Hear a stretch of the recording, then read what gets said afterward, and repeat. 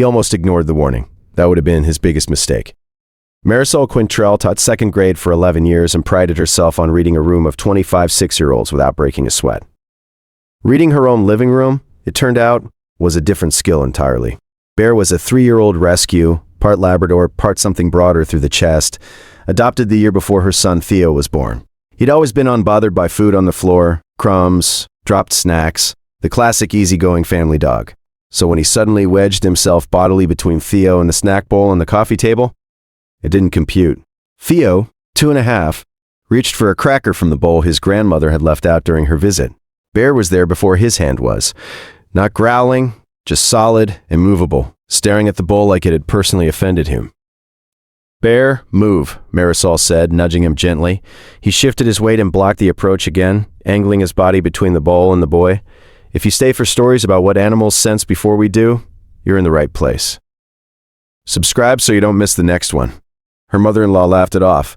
He probably just wants one for himself.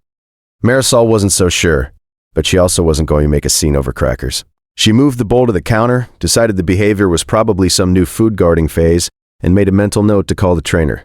Then Bear followed the bowl to the counter. He sat beneath it and stared upward for the next 20 minutes, refusing every attempt to redirect him to his bed. That detail would matter. She didn't know that yet. It was her mother-in-law, oddly enough, who put it together first, turning the box over in her hands at the sink. "Wait, these have peanut flour in the coating. I didn't even think to check. They're the same brand I always buy."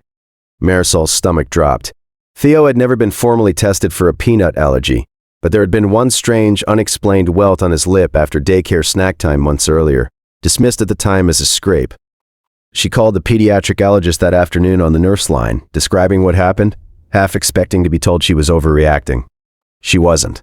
Skin testing 2 weeks later confirmed a moderate peanut sensitivity. Cross-contact allergens are notoriously hard for humans to detect, the allergist told her. At the follow-up, trace protein residues, even from shared manufacturing lines, are chemically detectable to a dog's nose at concentrations we simply can't perceive. If that first exposure had been a direct one instead of a trace amount, we could have been managing a very different afternoon. Bear wedging himself in front of the bowl, not possessiveness, a barrier against something he could smell that she couldn't. Bear following the bowl to the counter, not begging. Standing guard over a threat that hadn't been removed, only relocated. The refusal to be redirected.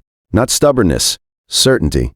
Has your dog ever done something that made no sense until it was the only thing that made sense? Tell us in the comments. These stories deserve to be heard. That evening, Marisol sat on the floor with Theo and a peanut-free snack, and Bear finally allowed himself to lie down, chin resting near the boy's knee, watching the bowl on the counter. One last time before closing his eyes.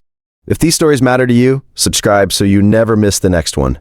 Coming up, the dog who refused to let a toddler back into her own bedroom, and the reason still gives her parents chills.